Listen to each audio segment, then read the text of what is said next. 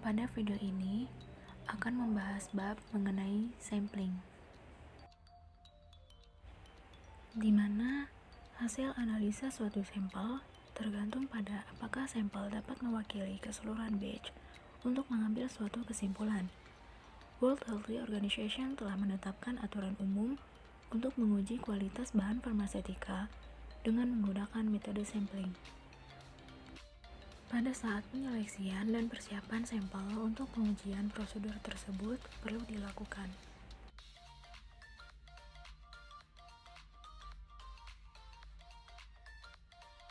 Sampling bahan dari ruahan atau bulk. Periksalah setiap kontainer meliputi pengemasan dan labeling. Cek kondisi kemasan dan ditandai apakah ada hal-hal yang dapat mempengaruhi mutu serta stabilitas dari isinya, yaitu ada kelembapan, kerusakan fisik, dan sebagainya. Bila ada kerusakan kontak, harus dipisahkan. Kotak harus dipisahkan apabila terdapat batch yang terlihat seragam, maka dapat dilakukan sampling SBB. Yang kedua, bila batch CDD terdapat 5 unit, maka sampel adalah 1 unit atau per batch. Yang ketiga, bila batch CDD 6-50 unit, maka sampel adalah 5 unit. Dan yang terakhir, bila batch CDD 50 unit, maka sampel adalah 10%.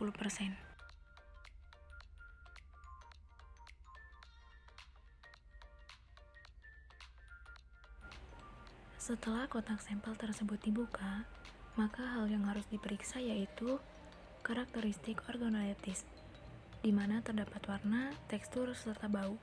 Yang kedua, bentuk bahan, yaitu ada padatan, serbuk, dan ranjangan. Selanjutnya, adanya serpihan bahan dari pengemasan yang rusak. Kemudian, adanya benda asing, yaitu seperti pasir, kaca, dan ranjangan. Dan yang terakhir, adanya serangga. Pembuatan full sampel, di mana dari setiap kontak yang terpilih, diambil isinya sebanyak masing-masing 3 buah sampel. Kemudian diambil bagian atas, tengah, dan bagian bawahnya. Selanjutnya, satukan ketiga sampel tersebut, lalu diaduk dengan rata. Pembuatan average sampel, di mana dari full sampel dibuat tumpukan yang rata hingga berbentuk segi 4 sama sisi. Kemudian, bagi secara diagonal menjadi 4 bagian.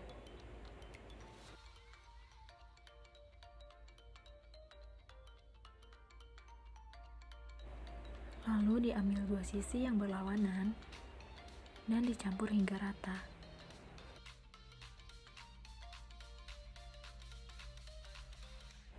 Terakhir, ulangi proses tersebut berulang kali hingga diperoleh jumlah yang dibutuhkan.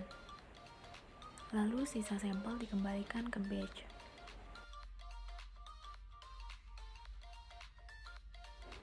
Selanjutnya ada pembuatan final sampel, yaitu dengan cara membagi average sampel menjadi 4 bagian.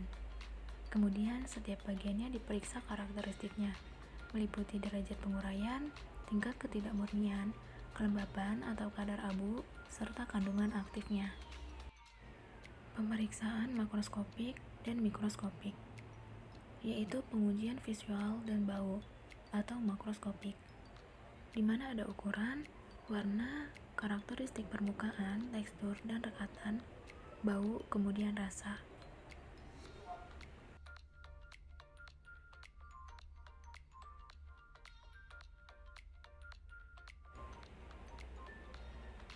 Pengujian pada mikroskopik dapat dilakukan dengan cara meneteskan 1-2 tetes gliserol atau chloralhidrat pada kaca objektif.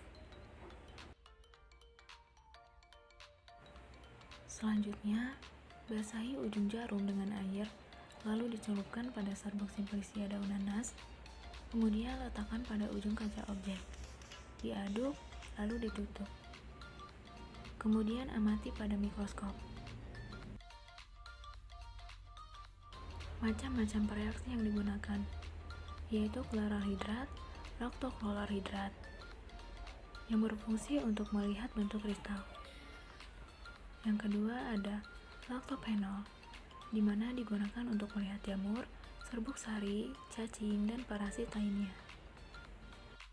Yang ketiga ada Na-hipoklorit, yaitu digunakan untuk memutihkan preparat. Selanjutnya ada soda merah, iodin, dan Fe3Cl.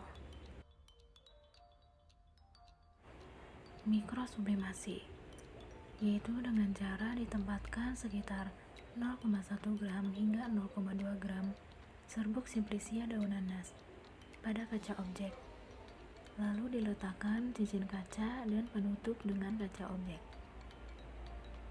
Kemudian dipanaskan dengan hati-hati pada api kecil hingga ada bagian yang menyublim. Terakhir, keringkan tutup dan amati hasil sublimat di bawah mikroskop.